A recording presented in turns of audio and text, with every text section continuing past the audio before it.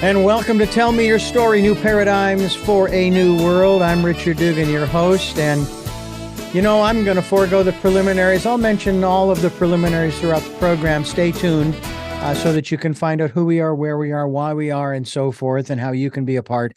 But right now, we're going to jump right into our conversation with our very special guest here on the program. Her name is Kelly McDonald. She's considered one of the nation's top experts in diversity, equity, and inclusion, or DE&I, leadership, marketing, and sales to people not like you, consumer trends, as well as leveraging the consumer experience. Don't you need a fulcrum or something like that to leverage stuff? I can't. Kelly, welcome to the program. Thanks, Richard. Hi, how you doing? I'm doing very well, and I think our conversation is going to be very, very interesting because first of all, you've written quite a number of books. Matter of fact, I'm just going to share with our listeners some of your best-selling books. It's time to talk about race at work. Not afraid to talk about that here. How to work with and lead people not like you, how to market to people not like you. I see a theme there somewhere. You do? Crafting the customer experience for people not like you. And you know what just flashed in my mind? And just so you know, the universe asks the questions. I'm just along for the ride. I'm the universe mouthpiece, okay? Sure. But what came to mind was this whole thing with I'm going to use the example. I don't remember the names, the exact titles, what have you, but you'll remember this from the news. A baker was asked to bake a cake, a wedding cake, for a gay couple. Right here in Colorado, where I am. There you are. And I'm sitting here going, and of course, because it went against their moral fiber, their beliefs. And again, I'm not arguing whether their beliefs are right or wrong. They're what they are. They have every right to them. Right. But what struck me was the question that came to my mind when I first heard the story was, well, then what the hell are you in business for? And I'm not talking about to serve a specific group or class or what have you. I'm saying, aren't you in business to make money? Aren't you in business to serve? And that was the first thing that struck me when I first heard that story. And apparently the courts, I think it all went all the way to the Supreme Court. I don't recall. And the court said, hey, you can serve whoever you want. And it really came down to this, the sign that we often see in stores and restaurants before you walk in, it's no shoes, no shirt, no service, which means that a private company can decide who they serve, who they decide to not serve.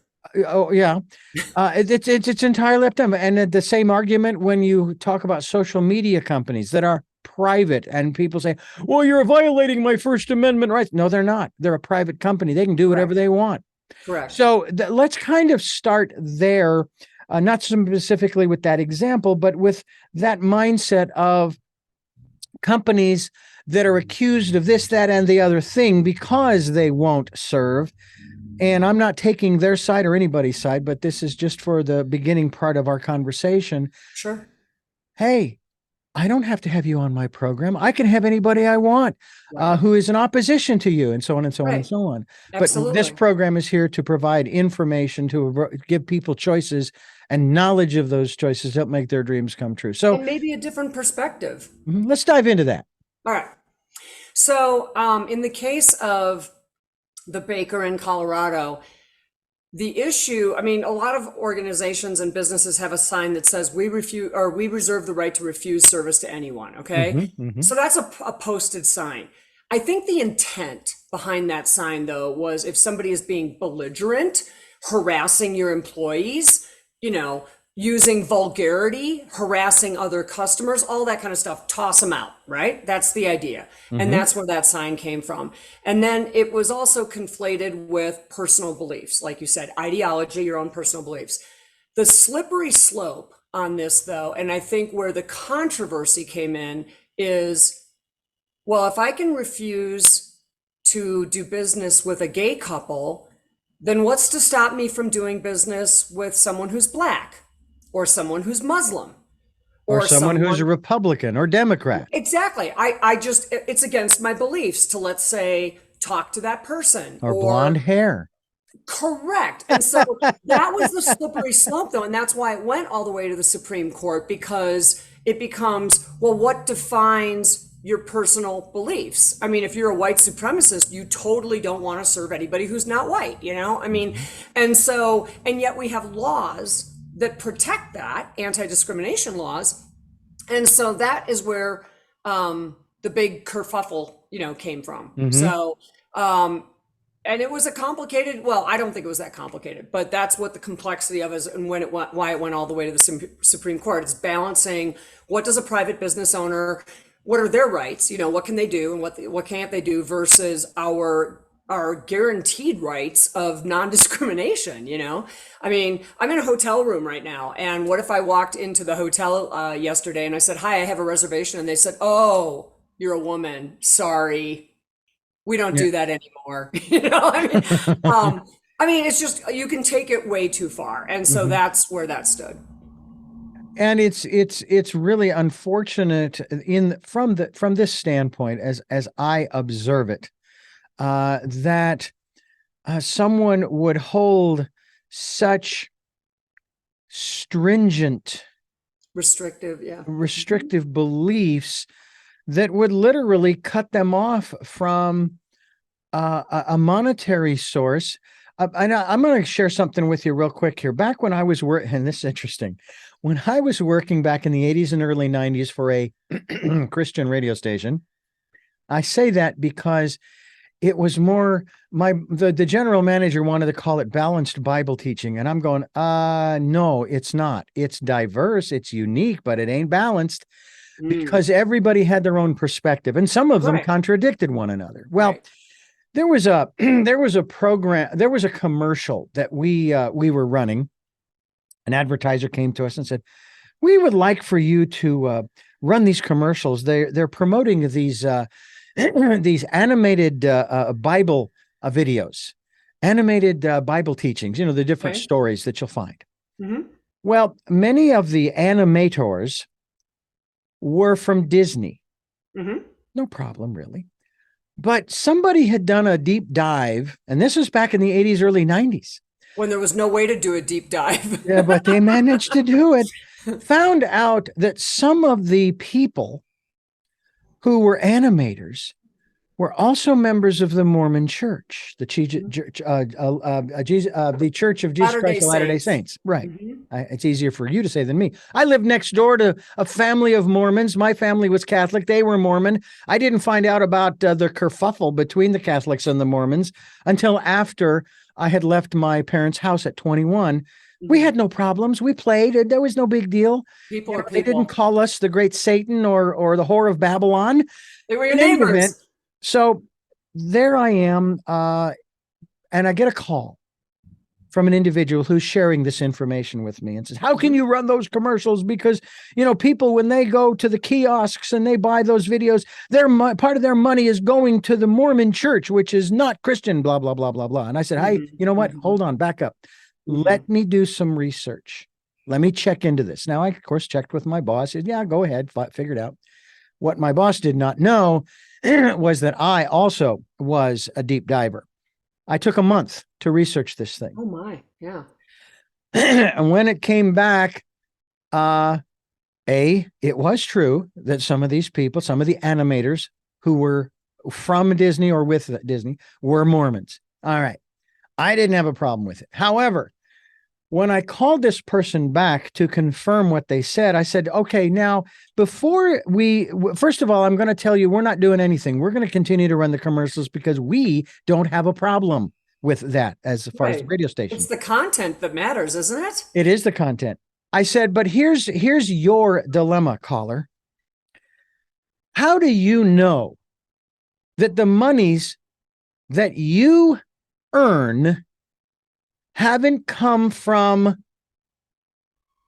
a non-Christian organization? How do you know they didn't come from a white supremacist group? How do you know they didn't come from a Jewish group, a Muslim group, satanic group, gay group, this group, that, whatever you don't cotton to, It comes from there. How do you know that? And how do you know that some of the money that you are spending on things at the grocery store, the department store, at the gas station, wherever, isn't going to some of these same groups? How are you going to? And then I remember that? there was a great 60 Minutes piece on this in terms of the money, and we're talking now the currency, that I found fascinating. And basically, because back in the 80s, early 90s, cocaine was such a big deal. And then, of course, the Iran-Contra thing and this and that and the other. Yeah. And they did lab testing. They gathered up money, paper money specifically, all from all different sources, including financial institutions. And they had all of it tested. Every single piece of paper money had traces of cocaine. Wow. On it. I never heard about that. Oh, yeah. Oh, yeah. Now, fascinating. So what that basically says is you have no idea where your money came from, and you don't know where your money's going. So and how it circulates to everywhere. Exactly. Yeah. So, and of course that kind of shut this person up. But I just thought, my Lord, if you want to go off the grid, you better get rid of everything that is associated with anybody else. And that's impossible to do because you are associated with everybody else. So this takes us to our next. Also, what makes that person right? What makes that person right? I mean, that's their perspective. Sure. They're entitled to their opinion, but who ordained them to be the person who's right? By which all their decisions are going to be made. Exactly right. Yeah, it's again another one of those slippery slopes, and people. This is one of the things that I try to do on this program, not necessarily on a regular basis, but it's sort of what I do. Is I'm not here to say my position, my opinion, my observations are correct. I share these observations to hopefully get people to start thinking. Right. Do you understand that the logic that you are using to justify your position, which you are entitled to, as you've already stated? Absolutely. Even if it's flawed logic. You may want to rethink that because it doesn't make any sense. And I even go to, again, I'm going to go into this because, and I'm going to keep it apolitical. Okay. Not going to politics here. On the 15th of June, 2015, this guy comes rolling down this escalator and has a news conference, and he starts saying stuff. And I'm listening for a few moments before I turn it off, saying, no, I don't want him in the head job. I don't want a bully. Okay, it had nothing to do with politics. I don't want a bully. And then I would ask business leaders, once this person was in that position, I said, you know the personality. If you had an employee who behaved that way, who spoke that way to fellow employees as well as you and customers, would you keep him on? I said, no, I'd fire him right away. Then why would you put him in that position? It made no sense to me. That's where I come in with, I'm not saying I'm right or wrong. My position is irrelevant. I'm saying you might want to rethink your logic. You might want to consider that the sky might be blue to me and purple to you, and that's fine. But how did you come to the conclusion that it's purple?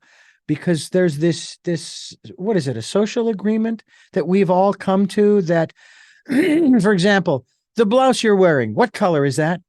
I think it's pink. All right, I'm going to go with you on that. I'm going to agree with you. It's pink. Now, those of you not watching the YouTube video, you have no idea what I'm talking about. But she and I, we adhered, so to speak. We've, not necessarily conspiratorially agreed that the color of her blouse is pink. All right. But I could say, no, I disagree. It's yellow. I'm entitled to my opinion. In fact, that's one of the premises of, tell me how you see it. Right. So like, I don't always want to go to battle with people if I have a different point of view. They're entitled to their perspective and all that. But I always want to find out more and say, tell me how you, tell me why you think that, or tell me what's behind that, or tell me how you see it. Yeah. And in fact, people can see colors differently. My IT guy is colorblind, There you and go. the only actual color that he can see is orange. So he dresses in almost all orange, like his sneakers are orange and his Yeah. shirts are orange and stuff. But the reality is, I don't know what this blouse would look like to him. I don't Yeah. know. Yeah. And I don't know what it would look like, Richard, to somebody who's wearing tinted sunglasses. I mean, I don't know. So it's like, tell me how you see it. Yeah. I don't have Yeah. to be right about this. To me, it's pink. They say the old saying about, don't judge someone until you walked a mile in their shoes, or if you want to use it from the Native American perspective, in their moccasins. I Yep. say, I'll add to that. Don't judge someone until you've worn their glasses or Mhm. looked through their eyes. Their lens. Yep. Their lens, exactly. Mhm. Let's talk a little bit here as we continue. I want to let our listeners know this, of course, is Tell Me Your Story. I'm Richard Dugan, and I am here with Kelly McDonald, and I want to share a little bit more about Kelly here, and that is that, pardon me, I get these frogs in my throat. Kelly is a certified virtual speaker, which independently verifies through eSpeak that a professional speaker has the right to, pardon me, to equipment, the right, she has the right equipment, the right environment, and the right skill level to deliver an amazing virtual experience for every customer. And when you do that, how do you start the conversation? Now, and I don't know how well you know your audience from the get-go, but Pretty well. okay, so It's you part know of my your job. audience well. So once you've been able to determine I don't know if I want to say the mindset, the perspective of that individual, how do you start that conversation? Which, as I said before, I'm not afraid to go down these roads because, Right. again, we're just talking here. We're not Yep. spewing truth. We're not saying this is the truth and nothing but the truth. Right. These are our observations, our perspectives, perceptions. But how do you start that conversation? Well, let me just back up 1 second about the certified virtual speaker. So my job, I'm a full-time professional speaker, and actually, I do about 75, 80 engagements a year, and I would say 60 of those are live. I go to a conference in Orlando or whatever, and I'm speaking to, the Bankers Association or Blue Cross Blue Shield, or, pick a large company or a large association or organization. So most of the time the audience is live.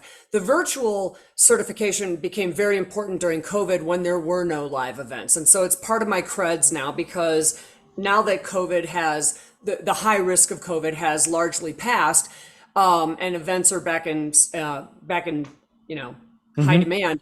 A lot of organizations found that doing virtual events with their employees and their customers were very effective and very cost efficient. So that's a big part of what I do now too. But when I am hired to speak for an organization, my client, the person who hires me, gives me a very extensive download of why they hired me, who's in the audience, what they care about, what their concerns are, and what they want to learn.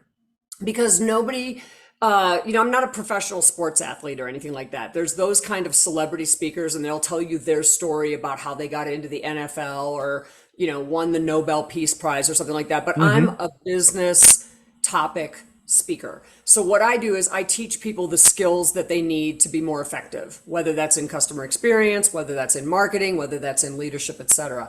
So the helpful part for me is knowing going in what my audience either lacks or is struggling with, and this information comes to me from usually my clients, and that's the reason they hired me. But then I also do a lot of research on top of that to find out what is the industry pressure that they're facing, right? Mm-hmm. So for example, if you're in the real estate industry right now, you're looking at interest rates that are cruising around 8%. So that changes the picture of people's ability to buy a home in many, many ways. That has nothing to do with the realtor themselves. It has to do with the environment in which they're working and things that they cannot control. So that would be something that I would, talk with them about, and maybe teach them some skills about how to maneuver around that. I mean, you can't get around interest rates, but you can work with your clients in other ways, et cetera. So what I do is solve problems, and I teach applicable skills. People often know the why of what they're dealing with, Richard, but they don't know the how. Like, Mm. like you take DE&I, and so many companies have done and organizations have done a fine job of sharing with their organizations and their employees why this is an important topic, and how we got here. That's a very important topic. And what I find is people are like, yeah, I get it. We got to do better. We got to do better and be better. But what they don't know is how. What does that look like on a day-to-day basis? What am I, Cindy in the accounting department supposed to do? And so that's, I think, where the value of what I do comes into play. Yeah, Cindy needs to get back to work is what Cindy needs to do. Cindy is scrolling all day long on, on websites about how to. But. Yeah, exactly. I have to say that I know that there were a lot of people who are they are so upset with what the lockdown did to us and on and on and on. And I'm sitting here going, I think you need to get over it because it happened. All right. We need to deal with the aftermath, if you will, and end of story. Okay. Just, you need to move on. All May right? I offer an alternative perspective, Richard? Right? Because no, I'm sorry. My perspective. No, go ahead. I'm right. You're wrong. That's right. I actually am going to quote this because I should be able to source it, but I can't think of it offhand. That's all right. I read an article that framed it so beautifully, and it said, post-COVID, we are enduring, but we're not recovering. And I thought, bam, there it is, right? Like we're soldiering on, we're enduring. We're not, laying in the fetal position in the corner crying about it. Yeah. But we're not the same. No. It changed us. And I feel like that was a very well-phrased observation. We're enduring, but we're not recovering. And I think that that's one of the things, I get it, the whole like, get over it. We were all in that together and we're all largely out of it. And at least the worst part of it and the high danger part. But we're not the same. No, we're changed. And I want to go ahead, please. That like children who miss some big socialization skills by not going to school live, I don't know how they get those years back and see, that's the other thing too, is they don't. Okay. Yeah. As you just quoted, you said the quote, we endure, but we're not recovering. But we're not recovering. But I do believe that by the enduring, we do recover to a place where we will be. Okay. We can't go back to what people call normal. Okay. Or there isn't that doesn't exist anymore. No, it doesn't. It's the new abnormal. but here's one phrase that I want to throw out before, as we are going here, I want to throw this out there. Change is the only constant in the universe. And to that end, let me just add, and I quote this gentleman all the time because he's one of my favorite artists. You are living in a state where he made his home. John Denver said in one of his songs, which I quote a lot of his songs because I still listen to his music to this day, changes somehow frighten me. Still, I have to smile. It turns me on to think of growing old. Now, I still feel that way, and I'm 63, and my dad made it to almost to 92, but I'm going to surpass him, I'm hoping, by 8+ years. I feel it. But the thing that I think people are missing in all of this is, it was a horrific 2-3 years, however you want to calculate it and so forth. But the reality is, even if that hadn't happened, something else would have happened, and we have already changed. We're constantly changing, as we always do, here on Tell Me Your Story. I'm Richard Dugan, along with Kelly McDonald, and change is in the air, Kelly. And always. I am a firm believer that until we, because we haven't, and that's why I say until we do this, we're going to continue to go on this roller coaster that we've been on because of, or in spite of, what went on from 2020 to 2022 or 23, and complaining and moaning and groaning. And I even said this in the midst of it all. I said, COVID's nothing, because of kind of what you were talking about, especially with our school kids. the biggest pandemic is coming, a bigger one than the coronavirus. What do The you bigger know? one Tell is us. mental health and wellness. That's Hallelujah. the bigger one. Hallelujah. But here's the plus. Now, the people say, oh my God, that's horrible. No, it's not. Because guess what? Guess what? We're talking about it. We And are what's getting, always been with us, Richard, it's it's always been with us, but always we've been there. never talked But about it now before. we're talking about it. I'm in therapy. This program, I've said this for 15, 16 years. Therapy. This is my therapy too. Mhm. All right. I have a therapist. Who doesn't? And I will tell you that even if you don't have a professional therapist, you still do. You have your friends, you have your family. My mother, I still talk with her. She's 89 this year. And I was talking with her about a specific situation. And she says, Richard, it's not the death knell. You're not going to die. I have two other sisters who are dealing with the same issue, and they've been living for decades just fine. So just relax, just calm down. Everything's going to be just fine. And And there's a solidarity with people who struggle with depression, anxiety, mental illness, all that kind of stuff, because we are finally talking about it. And so they don't feel so alone. They're like, wow, okay, I'm not the only one.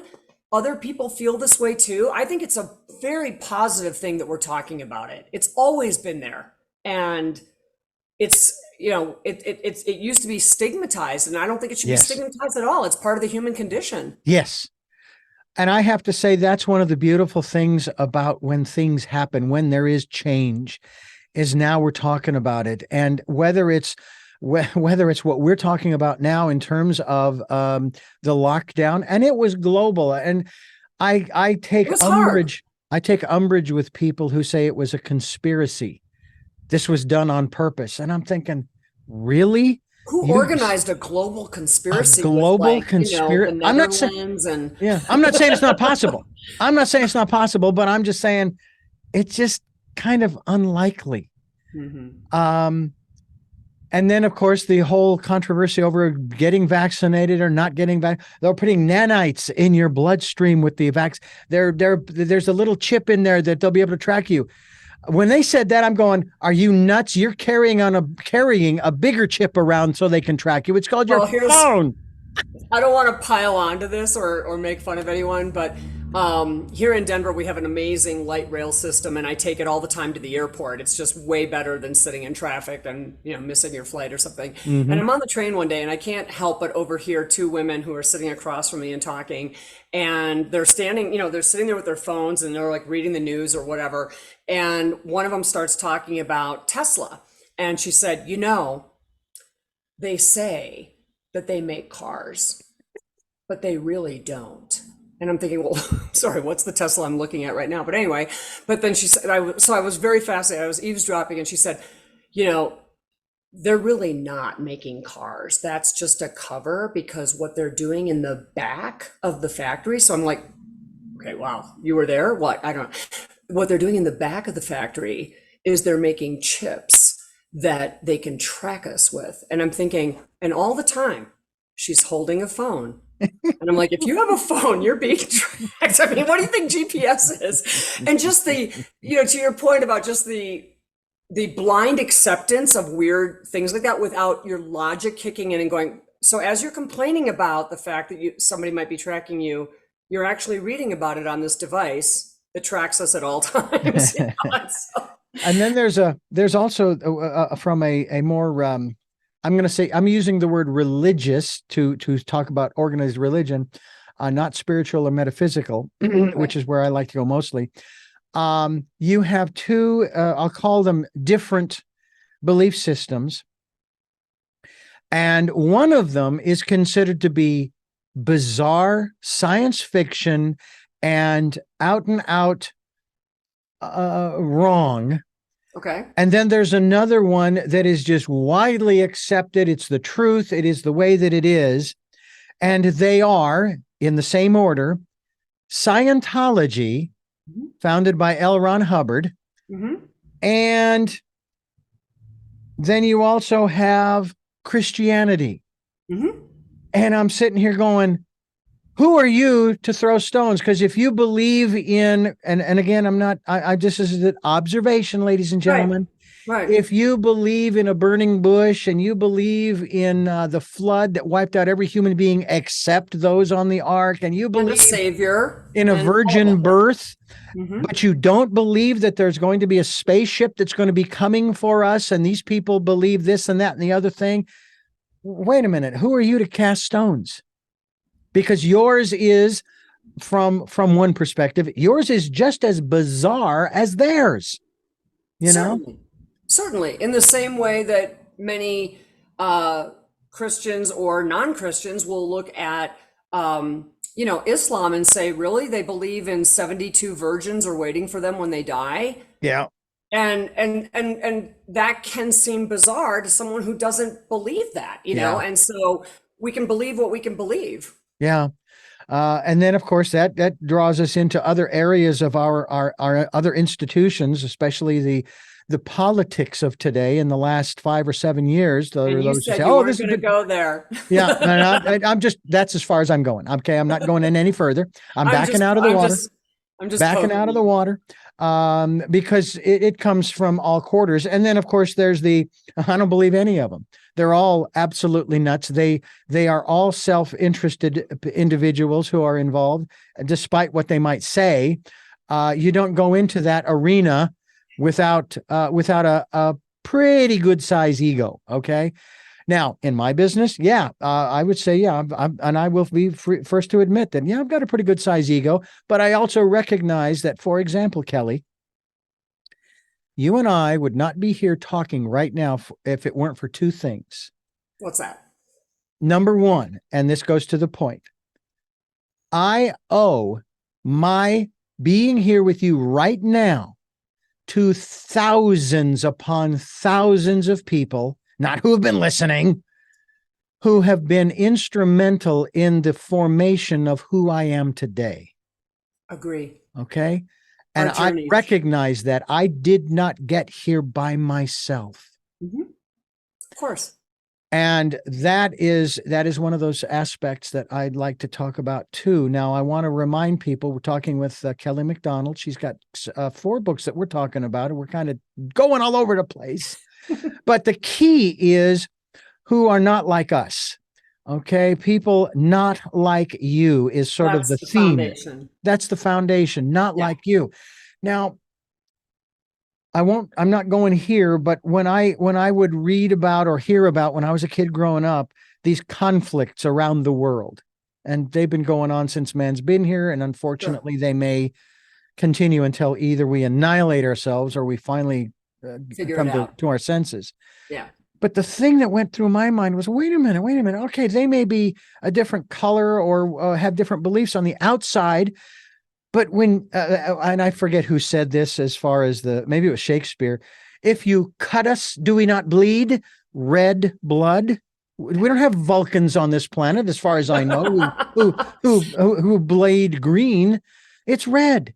We all have red blood. Now, there may be different types, but it's still red. And I thought, how is it that these people, and this, I was a kid thinking this, Mm-hmm. how is it that these people aren't getting this? Mm-hmm. And of course, now I understand why they're not getting it, because their egos get in the way. Mm-hmm. Does that happen a lot in your, and I'm going to guess that you have more of an energetic dynamic when you're live in person with people. Oh, sure. And you get that energy, that negative energy from the audience in certain quarters that's just Rarely. not wanting to hear what you are saying. Well, I very rarely feel like negative energy. What I sometimes feel with an audience, and it depends. I mean, I get hired because my topic is wanted. Okay. So I'm not usually walking into a hostile audience. What I do find is some people have, and I'm going to act this out, but it's actually just, metaphorically or mentally or whatever. I do feel like there's some of this, Richard, where like the arms are crossed and they're like, okay, yeah, I'm going to get some lecture now about, diversity and all that. And that's why I actually framed and in fact began my speaking career 21 years ago talking about people not like you, because I didn't want it to be the D word, diversity. I think that's too narrow in most people's minds. They tend to default to race, ethnicity, age, gender, sexual identification. And I personally feel that while those things are maybe part of all of us, they're not the only things. And so I was looking at it from a business standpoint, okay? Not from a psychological or sociological standpoint, but just from business, because that's what I do. I get hired by businesses and organizations who want to do better and be better and move their business forward, make more money, sell to more people, have more loyal, customers and all that, and better employees. And what I found is that you can grow business by reaching the people that you're not getting, but you could be. And typically those people are the ones that are outside of your core customer group, and whether they're older or younger, or they're retirees, or they're college students. I mean, pick any way that we can be different. And that's what I started talking to people about is, let's just focus on people not like you. So, it can be as simple as things like an introvert is different than an extrovert. So if you're in a meeting with both kinds of people, you don't put a spotlight on the introvert and go, what do you think? Because they might actually freeze with that kind of attention on them, or they might be very self-conscious, and what you're going to get is maybe not a well thought response, etc. And, a mom is different than someone who doesn't have kids. And so we may look the same on the envelope, like I'm a white woman, older, middle-aged. I used to call myself middle-aged, and I'm really wondering if I can actually get away with that anymore. And I'm like, what's the definition cutoff of middle-aged? But I don't have children. And so I could stack myself up against another woman who's white, a woman, middle-aged, lives in the same zip code, makes the same household income. I mean, we could be the same, but if she's got kids and I don't, we're going to be fundamentally very different, because I don't have the pressures and priorities on me that someone who has to make decisions for a family does. And it's just that simple, right? Or, look at even like North and South, somebody who's my best friend is from the South, and she from Louisiana, and she has literally that Southern belle manners and charm. And, you take someone from New York, and they're going to be a lot more rapid fire and brusque. And they are the same, genuine people that you want living next door to you. They're just, their mannerisms are different. And so I like to think about people not like you, because every one of us is working with somebody who's not like us. I mean, it can literally be in a business. It could be someone in sales is very different than someone who's in the accounting department. No, go ahead and continue. I'm just kind of framing that. And so I don't really find hostile. I mean, I really don't. What I find is sometimes people think what I'm going to talk about is different than what I actually talk about. They think they're going to get a diversity lecture, and they're tired of, shame and blame or some kind of lecture. And they're like, hey man, I didn't do anything. I just work here, And what I try to do is show, look, we're all equal, but we're not the same. We're not the same. And so if I can share insights with people about how to reach someone more effectively, whether it's a customer, whether it's your boss, whether it's your board of directors, I mean, we have to navigate the world that we're in, and especially in business, by listening well and giving people, to the extent that we can, what they want. So just a quick example. I had a boss one time who was very, very methodical in his thinking. So if I wanted to do something, or I was presenting him with something, he needed like 3 or 4 days to think about it and sleep on it and come back to me and say, hey, do you have any more information on this? I mean, he was not someone who made decisions lightly. And so I adapted to his style of work. Then I changed jobs, and I go to work with a guy who is the polar opposite. I mean, he was like ready, fire, aim. And so like the first time I was ever presenting something to him, he was like, good, go with it, Kel. You got it. Go. Let me know how it goes. And I was like, wait. Don't you want to like know a little bit more about it? And he goes, nope, I trust you. Go. And so I had to adapt to that. And the point is, it was kind of the same job. It was kind of the same environment, but these two people operated so differently in business, and they weren't going to change. I had to adapt to them. And it wasn't that hard, but it was a it was a profound moment for me, where I realized, like, if I want to get the best out of my boss, if I want to get the best support, the best resources, make the best decisions, we succeed, then I have to work with his style or her style, because that's what works for them. Yeah. And so it was a really easy thing to do. It Yeah. wasn't that big of a deal. Yeah. But you don't know if you don't pay attention to those kinds of things and go, okay, what am I working with here? Am I working with someone who loves to socialize and we're going to do business on the golf course because they want to spend the afternoon, and yes, we'll mix in a little business and that's how it's going to get done? Or am I going to sit down at a conference table with somebody and they're go, all right, here's what we're doing. What's it going to cost, Kelly? And bam, bam, bam, and no niceties, no social, like they don't have time for that. Yeah. I can exist. And then we all have those moments when that's all well, I need to get to the bare bones here because I'm on a deadline, or I've got another meeting, or what have you. I worked with a boss who, and I guess I adapted too, because I didn't care that he lived by the law of diminishing returns. Mm-hmm.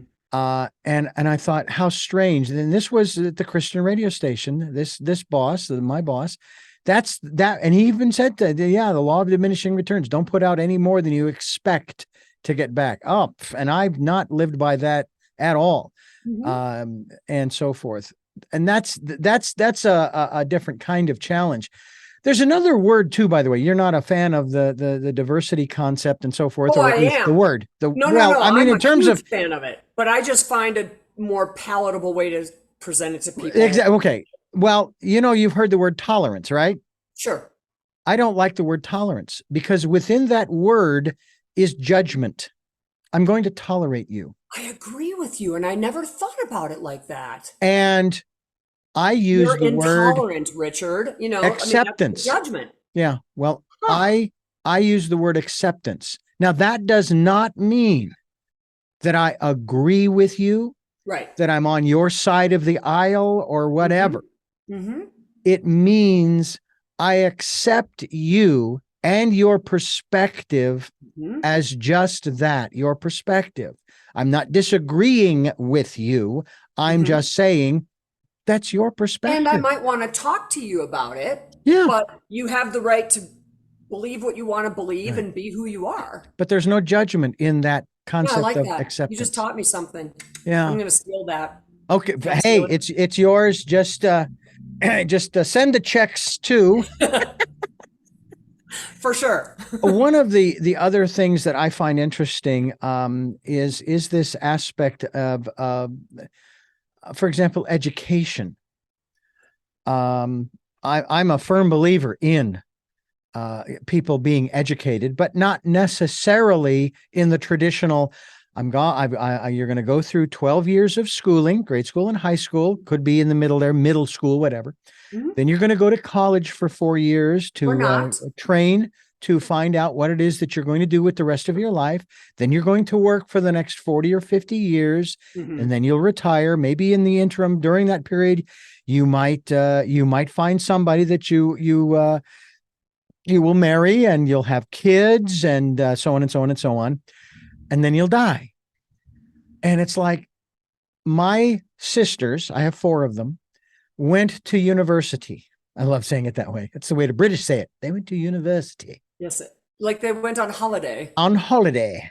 They actually went to, I think the 4 of them all went to Arizona State University, which at one time, and maybe still is, a party school. But then again, UCSB. Also the best journalism school in the country. Walter Cronkite School of Journalism. Yes. Absolutely. I wanted to go there and I did not go there. And I was heartbroken because I was out of state tuition. So I didn't get to go. Well, but they went there. My brother and I, however, we took diverging paths. My brother, who worked for Disney, he's recently retired from Disney, and he's younger than me, and I haven't retired, but then I'm not planning on it. He went to DeVry for his electronics degree, and then went to work for Disney. It's a Votech school. Yep. Yeah, we had one right there in Phoenix. Yeah. I, on the other hand, I went to work. I was in junior college. I went for 3 semesters. I found out about a radio reading service for the blind and visually impaired that was looking for people. And I got hired on the 29th of August, 1979. I was 19 years old, and I've been in this business ever since. Memory. The only school for broadcasting I ever attended was the Ron Miller School of Broadcasting. It was a 6-month course. And I jokingly say I knew more going in than I did coming out. Yeah. Because but actually the truth is they were very, very good at working with what they had, which is where I learned the philosophy: work with what you have until you get what you want. They would take an old stereo amplifier, and these were engineers that were running this thing, and they rewired it and turned it into a console for broadcasting so that we had another console. Yeah. So that's how diverse they were. But that's my education. But then from there, it's been on the job. And I've learned from, again, those thousands of people who have brought me here to you. Oh, and the other element, and I want to talk about this if we can, as we are talking with Kelly McDonald on Tell Me Your Story. I'm Richard Dugan, and I want to talk to you, Kelly, about this element that some people might, I certainly mentioned, change is the constant in the universe, but there's another, I think it's a constant, that we have an opportunity to utilize, and that's choice. We're here giving people choices and knowledge of those choices to help make their dreams come true. And so it's interesting when you look back, even the choices that you made as a little girl and I made as a little boy brought us to where we are right now. Absolutely. Now that sounds a little weird, a little strange to some folks, but no, it's true, because each of the succeeding choices was based upon that first one and the second one and so on and so forth. It's not a slippery slope. It's a cascade effect, if you will. I was going to say it compounds itself. Compounds. Good. I like that too. Talk to me about how you incorporate this aspect of choice, because I do believe it's in there when you are talking with people about dealing with those who are not like you. That is a great question. And I'm going to tell you right now, Richard, no one has ever asked me that in that way, that clearly and directly. So thank you. I love this question. What I think is a truism is that when we stay with people who are just like us, in the neighborhood that we live in, go to the same schools or churches or houses of worship, look like us, we can actually become sort of blind to the fact that somebody can be not like us because we're never in contact with someone who's not like us.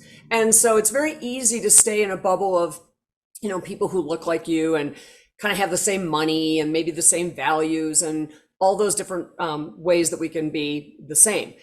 And what happens is if we don't ever interact with people who are not like us, and I'm not saying like who challenge us or anything, but just are different than we are, it can actually end up becoming a fear-based thing, becomes so foreign. And I mean that not as a foreigner, but as, it becomes unfamiliar to us that we don't know how. And I feel that has happened in a lot of the United States, where communities that were once like this, whatever it was, let's say a retirement community where everybody's old and retired. And then let's say a young family moves in to that neighborhood and they've got kids and they're in their 30s and they're not retired, they work. That's a whole different kind of dynamic at work in that neighborhood, let's say. So we become a little less inclined to interact with people who are different from us if we're not ever confronted with anyone who's different from us. And I feel that the greatest antidote to prejudice is contact. All right. So have you ever heard this? I'm just going to go there because you go there. So I'm going to go there. Have you ever heard this? I've heard this from like white people, and they'll say something like, oh my gosh, yeah, I got a neighbor. He's a black guy. Great guy. Best of friends, man. We always, and they talk about it like it's a surprise that their neighbor is a great guy. And I think it's just because this is what I think. I'm going to bet that in those situations like that, that is the first black person that they've ever known. They might see black people or brown people, but they've never known them. And you get to know your neighbor and then you realize he's a great guy. Well, I sure hope your neighbors are great guys, but people are people. And that seems to be the part that startles people, is that when they meet someone or interact with someone who is not of their faith, not of their same skin color, not of their same sexual identification, whatever, and then they're great. I don't know what they expected, but what they end up finding is that people are kind and people are good neighbors and people are supportive and all these things that we value in other people, regardless of what the package is that person comes in. It's that envelope. And so I feel it happens all the time, people, and there's movies about this, right? About how, the family that doesn't know what other kinds of families are, and then they interact with someone that they thought they weren't supposed to like because their values or teachings were like that, or they just had fear or trepidation, and they become, great friends, or there's a theme to it. And it happens over and over again. And so I do feel, and this is anthropological, I want to make this very clear, is that if we end up gravitating to people who are most like us, that doesn't make us bad people. That's anthropologically how we're wired. Primitive communities of primitive peoples back in caves and stuff gravitated to people who were most like them because it meant personal safety and survival. I mean, literally our survival as a species depended on it because we didn't expect attacks from the people that we were in the cave with, and things like that. So the example that I always give is, imagine, if you will, a chamber of commerce meeting. And not meeting, let's say a social networking thing, it's a cocktail party. And most of the people in the room are in their 50s and 60s. They're the most active members typically in a chamber of commerce. And so let's say you've got a whole, 50, 60 people in a room having a cocktail, all in their 50s and 60s, all in business. And now let's say a 23-year-old entrepreneur walks into the room, wants to join the chamber and wants to socialize. The first thing that person is going to do, and they're not thinking about this, they're not conscious, it's not a decision. The first thing that they're going to do is what I call the scan. The scan is they're going to look around that room and try to find the person who's closest in age. The likelihood that they're just going to roll up to a group of 65-year-old people is not as likely as if they approach a group of people who are in their early 40s, because it looks closer in age. They're not thinking about that. It's just what we do. So when we want to experience other people, other cultures, other beliefs, other perspectives, we have to kind of rock ourselves out of that, because anthropologically we are wired to stay where it's easy. Yeah. It's funny. I was attending a women's conference not that long ago, and men were, of course, invited and included. And while the audience was probably 150 women, there were about 8 guys there. Okay. And they were welcomed. And in fact, I always think like, wow, good for you for registering and attending an event that's marketed to women, but of course it's open to everyone, but the primary audience is gonna be women. But it was so funny to observe these 8 guys. They didn't even work for the same company, and they stayed in a bunch all day. Like, they literally sat in the back of the room as a group of 8. They didn't spread out or anything like that. They felt safety, I think, with each other. And when we were having coffee breaks during the conference or whatever, they kind of like all hung together and stuff. And I thought, they're not even thinking about this. They're just doing what's most natural and most comfortable for them. Right. And so we have to kind of rock ourselves out of that and say, I want to get to know you. Yeah. Tell me about yourself. I feel like tell me about yourself is the magic elixir when you're working with anybody, or even living with anybody who's different from you, because you shouldn't presume how they live, what they think, or who they are. Tell me about yourself is a very great conversation opener, because I find that people will tell you what they think is important that you know about them.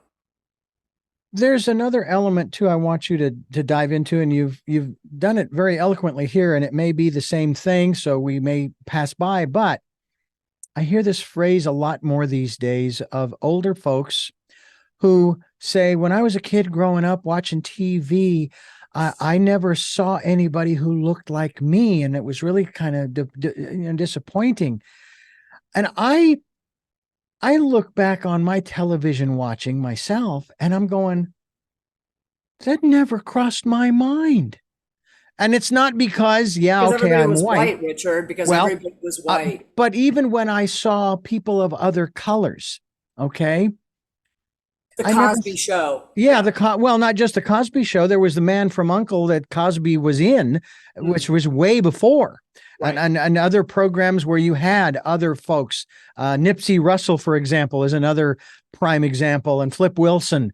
and so forth. And I would see these folks. I'm like, oh, it's just okay. It's just another person. I never really looked at it that way, and I have never used the phrase, "Oh yeah, he's one of my black friends. I got a lot of black friends." That's not me. Yeah. And yet I hear this all the time, and I'm wondering, is that still part of that same mindset, or is that something different?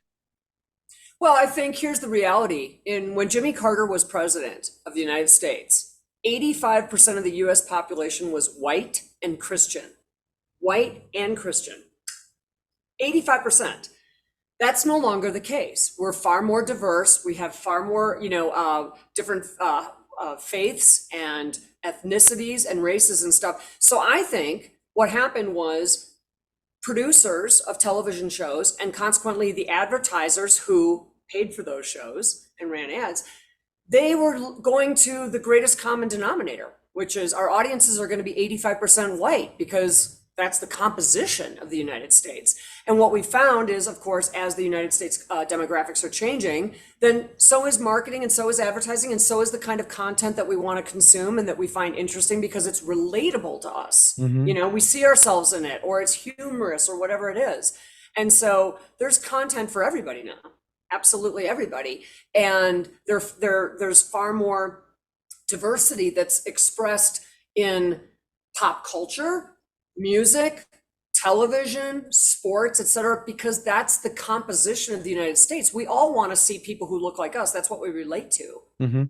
And so anybody can sell me a razor, but I'm probably going to just be a little more, this is happening in my brain, not consciously, a little more receptive to an attractive woman shaving her legs with a razor than I am just, here's a razor, it's $10.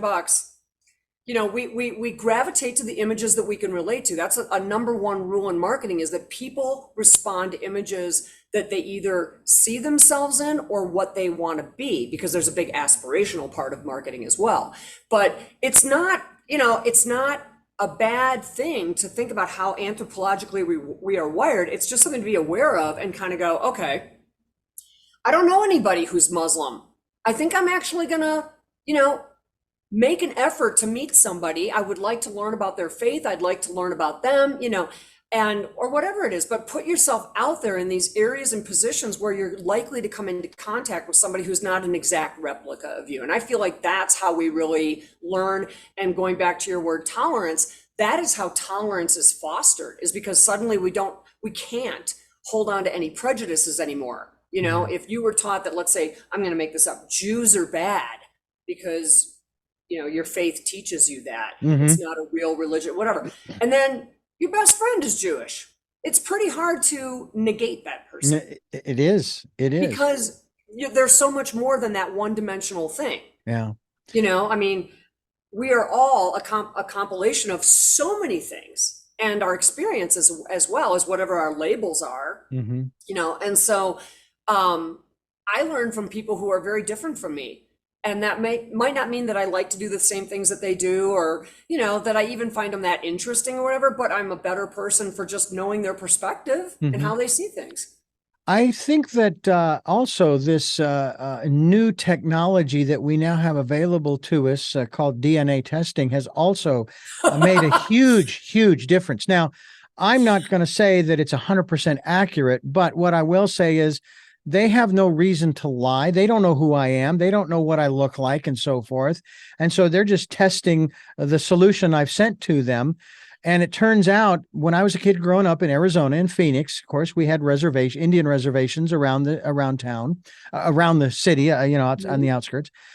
I never wanted to be involved with the Native Americans, because I felt like, hey, I'm a white kid, and I have no business imposing or getting involved, because it's not my realm. It's not because I didn't like them and had some prejudice. It was because I don't belong there. Okay. That's private. That's their thing.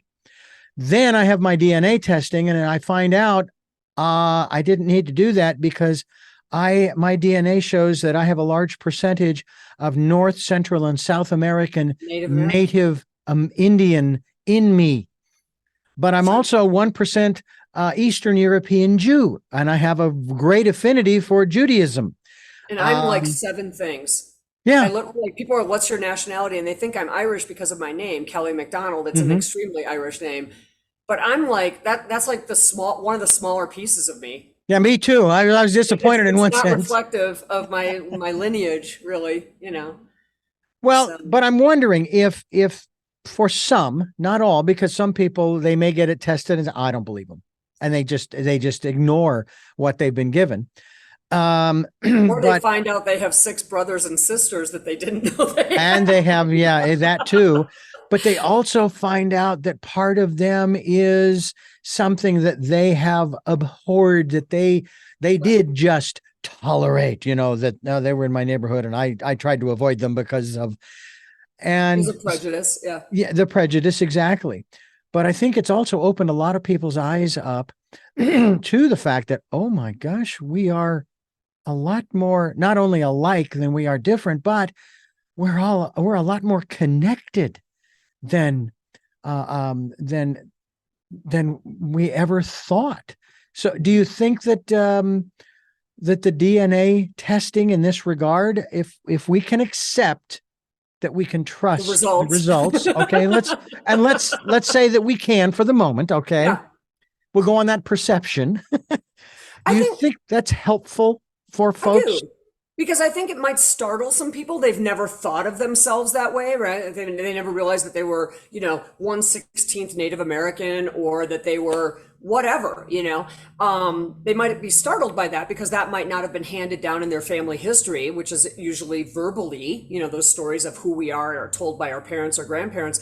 But I think it's a good thing because it does make people kind of go, huh, okay, wow, I didn't know that. And I don't know what feelings people have about that, but I would just be sort of interested in if I learned something about myself that I never knew and never even considered, I Mm-hmm. would find that to be interesting. And then it's kind of, there's stories behind all of this where it might be like, oh, there's a piece of your DNA that was introduced because, Farmer Joe and your and your great great great grandmother, whatever. I mean, it's who we are. It's pretty hard to like hate your lineage. Kind of tough. Because we wouldn't be here without it. I think it's a good thing. I think it opens people's eyes up to, how did we all get here? And I think that it's a good thing. I Yeah. do. I think it's to be fair though, I think it's also the technology and the science behind it is groundbreaking and it's wonderful to have this, especially when it comes to things like crime, you Yeah. know.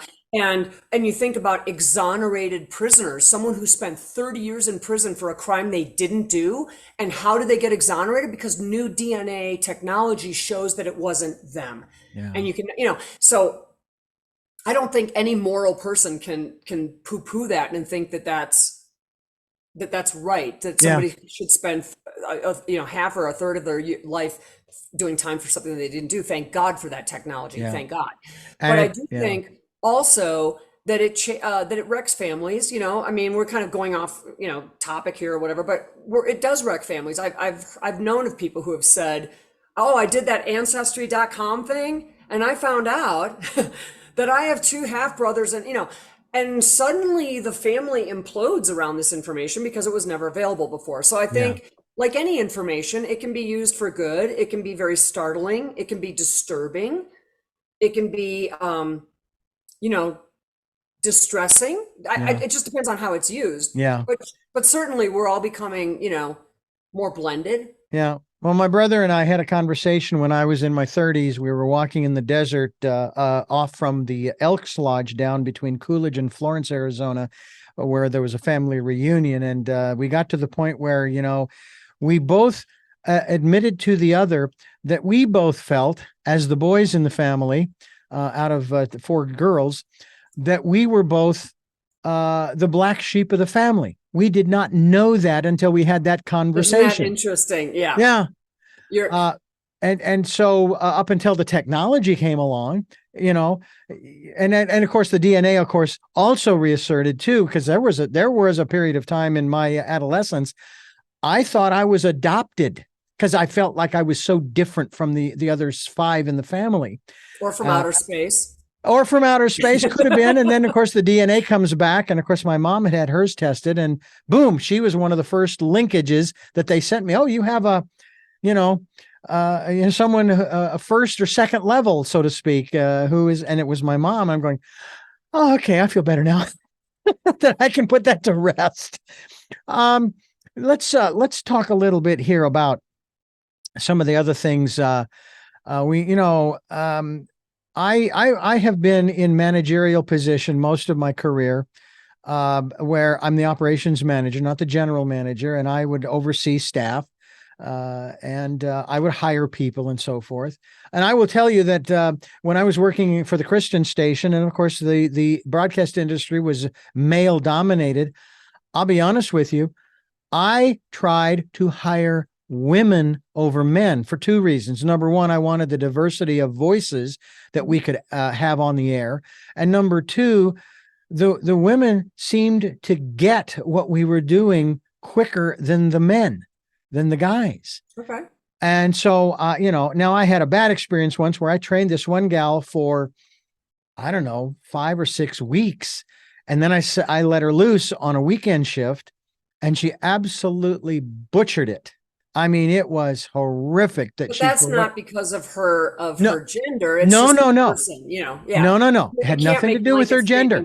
I take responsibility too, because I was the one that trained her. Yeah. Well, she must have just gotten really nervous, as both men and women do. It has nothing again to do with gender. And unfortunately, that was, sadly, because of all the time I had spent with her, the boss says, no, you got to cut her loose, because she's, we can't have that again. And there's no guarantee she won't do that again. Yeah. And again, that's not to say that I haven't had my days where I've had little problems, but I lean in that direction for the longest time. And I'm not saying that I don't lean that way now, but now they're far and few between. Yeah. But in terms of leading people who are not like you, I mean, there I am. And a matter of fact, I had at one time, I had 3, maybe 4 women on the staff. And what we did was we had 8-hour shifts on the air. We weren't actually on the air. It was blocked programming.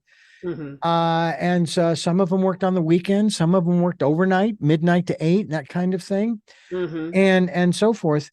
And I had 1 or 2, maybe 3 guys, so we had a pretty good sized staff for what we were doing. And for all intents and purposes, we got along well, but each one had its own idiosyncrasies. And this was the philosophy I want to share with you and have you dovetail off of this.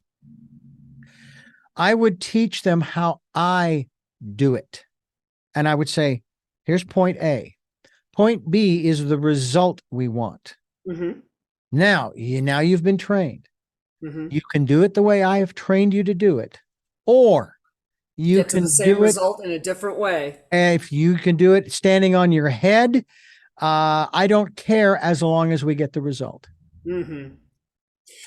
I have a question for you. I have to wrap up in about 5 minutes or less. I have an interview. What do you want to wrap up with? We'll wrap up with taking a break here, as it were, and letting you folks know that Kelly McDonald is my guest. And the website we want to send you folks to is McDonaldMarketing.com. That's McDonaldMarketing.com. Kelly, we will be linked to that website so that people can find out more about you, Fantastic. The books, the training. People want to get in touch with you because they want to learn more and maybe educate themselves. We encourage folks to do that. Before we do let you go in this last 5 minutes or so, first of all, I want to thank you folks for listening to and watching Tell Me Your Story, New Paradigms for a New World. And we are giving you choices and knowledge of those choices to help make your dreams come true. We are here on Sundays at 7 a.m. and 7 p.m., Monday mornings at 1 a.m., and Wednesdays at 9 a.m. with our special edition of Tell Me Your Story, where we stream live at all of those times at richarddugan.com. Our podcasts are on SoundCloud, iTunes, TuneIn Radio, Spotify, Stitcher, Player FM, Blueberry, iHeartRadio, Amazon Music, and many other locations. And we're on YouTube, where you can watch these interviews and you can see Kelly's purple blouse and my brown vest and so forth. And then you make your own determination. You can call it whatever color you want. It's up to you. We also, if you can support us financially, we would greatly appreciate that. We have a PayPal account. It is there for your security as well as ours. And we also ask that you go within and listen to that still small voice during this, the decade of perfect vision, where we ask you to go within to that quiet, peaceful, calm place and just be there for a while, and maybe you'll get some insights and so forth. We encourage you to do that. And with that, Kelly, I ask my guests 3 final questions at the end of the program. And the first of those questions to you, being the first time you've been on our program, is, who is Kelly McDonald? Oh, do you mean like professionally or esoterically or? Okay. Whatever comes to mind. Go Now, with your intuition. All right. Right now, because everybody changes. Right now, Kelly McDonald is an optimistic, passionate business person who boxes, not kickboxing, who boxes in her spare time and is learning to play the cello. And loves to Really be cool. outside. Yeah, that's it. What's number 2? Number 2. What is your life's purpose? My life's purpose is to foster familiarity, acceptance, and reduce fear in working with people not like us. I just think it's the way the world is, and I think we as people benefit from it, business benefits from it, we all benefit from it. It's nothing to be afraid of. And finally, and I ask this with a preface, I hope you get the movie reference. What was your best day? Well, I have to say I don't get the movie reference, but my best day, like ever? I've had a lot of best days. I would say this one comes to mind, so I'm going to just go with this as, is when I took a trip to the redwood forest. And I'm a tree person, and I just felt a very strong pull I need to go see those trees, those incredible trees. And I just flew in there on a Friday night, spent all day Saturday in the redwood forest. It was cold, it was rainy, it was misty, it was March, nobody was there. I had the redwood forest to myself, and it was one of my best days, and then I flew home. I think that my wife, who has been pushing me to go up to the redwoods with her, I guess we're going to have to do that. You got to go. I know. There's no picture that you will ever see that does it justice. You can't see the top of the trees. They're so incredible. Please go. And I know you have to go, so I want to thank you once again. Oh, by the way, the movie reference is the first movie, City Slicker, with Billy Crystal. Oh, okay. All right. You're accessing ancient memory here, but yes. Yeah. Well, I want to thank you again for giving us so much time. And I thank you folks for listening to and watching Tell Me Your Story. And until our next broadcast, podcast, videocast, love to Lal. Jeanette, I'm still listening. Dad, continue to be happy because I am. Smokey, I'll see you on the other side. And to Zorro, aho, aho.